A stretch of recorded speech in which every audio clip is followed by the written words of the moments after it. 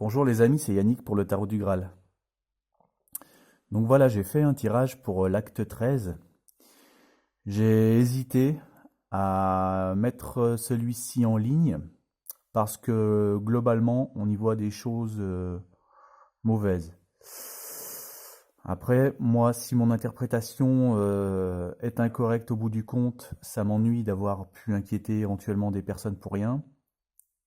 Et en même temps, si ça peut servir à redoubler de prudence aussi pour ces personnes, ça peut être utile. Donc finalement, je le mets en ligne quand même. Je vous livre le résultat et puis ce sera à chacun de juger. Donc voilà la réponse principale. Donc c'est l'arcane majeur de Dandran pour l'acte 13 des Gilets jaunes. Alors Dandran, c'est la jeune fille qui se trouve ici, hein, sous la hutte en pierre. Il fait nuit dans cette scène. Donc Dandran, c'est une personne qui aide beaucoup dans la quête du Graal, les chevaliers, puisque déjà elle leur montre l'existence du Graal avant même que ceux-ci soient informés de son existence. Mais Dandran, c'est aussi quelqu'un qui a un destin tragique, puisque c'est une personne qui fait un sacrifice involontaire finalement. Elle arrive dans un château où il y a une fille lépreuse qui ne peut être sauvée que par le sang d'une jeune femme innocente.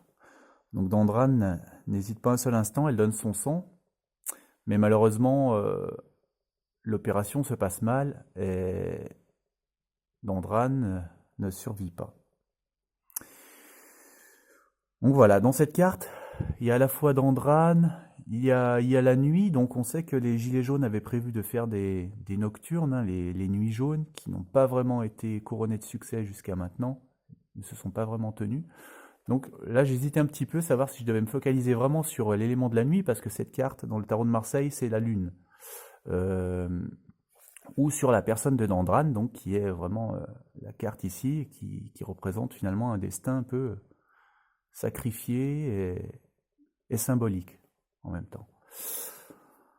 Donc j'ai demandé si je devais m'attacher plutôt à la lune, la question de la nocturne. J'ai eu cette carte. Cette carte, moi, je l'interprète comme une réponse négative, parce que déjà, il y a l'épée en travers qui barre la route, et il y a le meuble au premier plan, comme ça, qui nous empêche d'aller plus loin dans cette direction. L'épée représente dessine une croix ici, comme pour dire non. Le personnage met ses bras en croix aussi. Enfin, on n'est pas invité à aller vraiment dans cette piste-là. Donc, a priori, ce n'est pas sur la question de la nocturne, c'est vraiment sur Dandran. Donc, j'ai demandé si ça concernait vraiment la femme. Et j'ai tiré cette carte-là où on a de nouveau une femme qui apparaît. J'ai le soleil qui m'évoque un oui. Donc, a priori, ça concernerait une femme qui va être mise en avant d'une manière ou d'une autre à l'acte 13 des Gilets jaunes. La carte du contexte, je ne vous l'ai pas encore montré, donc c'est le 4 d'épée. Alors là, moi je dirais que c'est une baisse de mobilisation. Là on voit que le chercheur est ensanglanté et se repose, il prend du temps pour se remettre. Il reste au chaud dans un intérieur, hein, près d'un feu. Là, il est chez le forgeron, donc il reste abrité. Voilà, moi, ça m'évoque une baisse de mobilisation pour samedi prochain, temporairement. Et donc, pour finir, j'ai demandé s'il y aurait des morts pour l'acte 13. Et malheureusement, je suis tombé sur le 9 d'épée. Donc là, cette carte, elle est vraiment très explicite. C'est la carte la plus claire du jeu à ce niveau-là. C'est un mauvais présage, vous l'avez compris. D'autant plus que là, on va vers l'acte 13.